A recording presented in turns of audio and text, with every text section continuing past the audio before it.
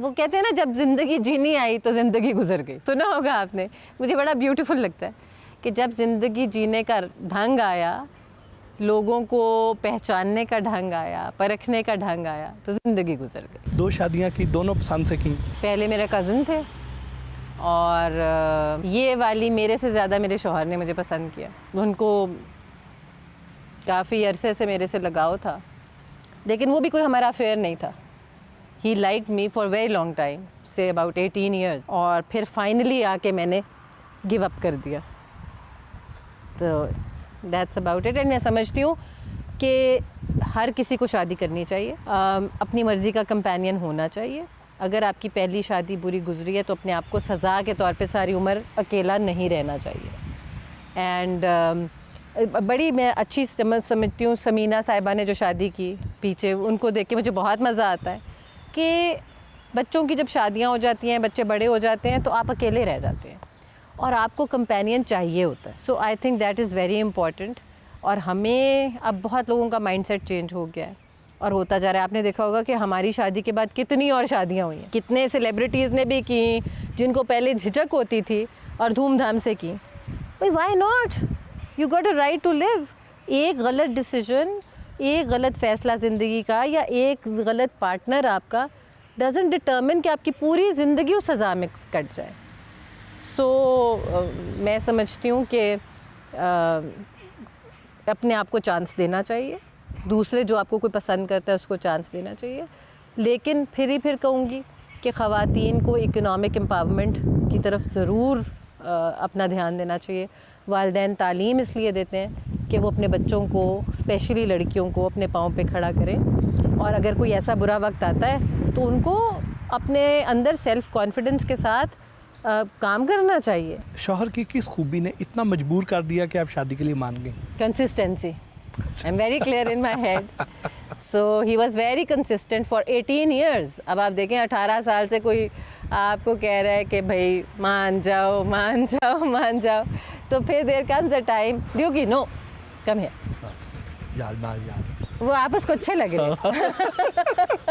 ये भी खबरें आती रही कि आपने अपने शौहर से शादी के वक्त बहुत बड़ा हक मेहर आपने लिखवाया। Really? हाँ, और बहुत कीमती तोहफ़े भी वसूल किए। काश इसमें कोई सच्चाई होती, क्योंकि मेरे हस्बैंड मेरे पास खाली हाथ आए थे और अभी भी खाली हाथ ही आए हैं। सो हस्बैंड भी ज़िंदा सलामत है और सारा कुछ अल्लाह ताला आपके मुंह में घी शक्कर डाले।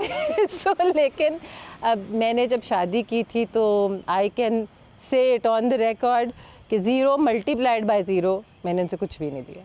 लेना चाहिए, मेरा हक है, क्योंकि इस्लाम कहता है कि जो हक आप पहली बीवी को देते हैं, 2 बीवियों में कोई फ़र्क नहीं होता। लेकिन सो फार मैंने अभी तक तो कुछ नहीं लिया, आगे ले लूँ तो वो मुझे पता नहीं। काम और घर दोनों को कैसे साथ साथ मैनेज करती हैं? कोई मुश्किल काम तो नहीं है। मेरे ख्याल में लोगों ने बहुत बिग डील बनाई होती है घर को चलाना।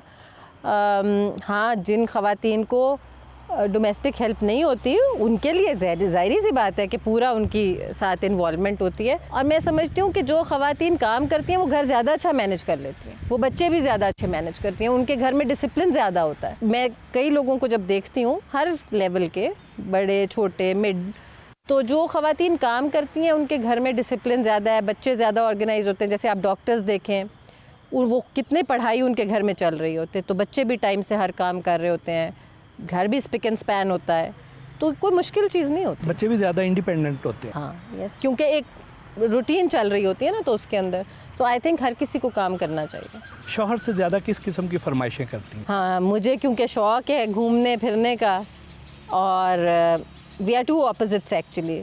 मैं उतनी हाइपर हूँ और वो इतने काम डाउन सोल है, तो वो मुझे कई दफ़ा कहते हैं कि आप बोल बोल के थकती नहीं। उनकी चलती नहीं होनी आपके सामने, खामोश बैठे रहते होंगे? नहीं, वो 100 सुनार की 1 लोहार की है। सो ऐसा भी नहीं है, बट अल्हम्दुलिल्लाह he is a good husband. खुद कुकिंग भी करती हैं? मैं कभी कभी यस। क्या अच्छा बना लेते? मेरे शौहर को बहुत शौक है फ्रेंच टोस्ट खाने का, so I make it for him on Sundays when he is at home. So sometimes I make breakfast for him. बना मैं सब कुछ लेती हूँ, लेकिन I am a better administrator.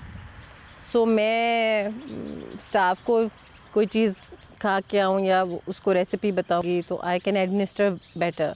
But let me be honest, I don't go to kitchen much. As I said कि yes कोई बहुत एहतमाम में जब मेरा शौहर फरमाइश करता है फिर उसके लिए आई कुक. पसंदीदा जगह कौन सी है? केप टाउन, इस्तांबुल,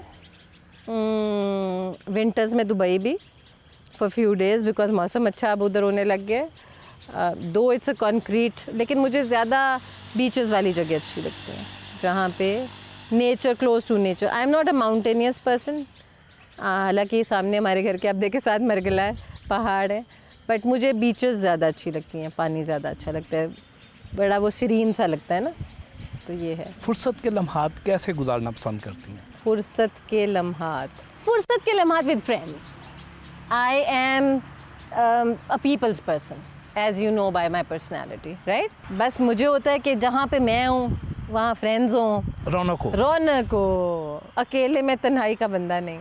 मैंने कहा ना कि मेरा मियाँ कहेगा नहीं नहीं मैं अकेला इधर बैठा हुआ हूँ. मैं कहूँ नहीं नहीं ये कैसे हो सकता है, अभी 10 फ्रेंड्स इधर इधर इधर सबको फ़ोन घूमेंगे, सब आ जाएंगे. तो मुझे रौनक, लोग अच्छे लगते हैं, लोगों में रहना ज़्यादा अच्छा लगता है. फिल्में और ड्रामे देखती हैं? कभी कभी. पहले टाइम नहीं मिलता था, आजकल मैंने बोला कि as I have become a lady of leisure. Yes, I do watch Netflix a lot.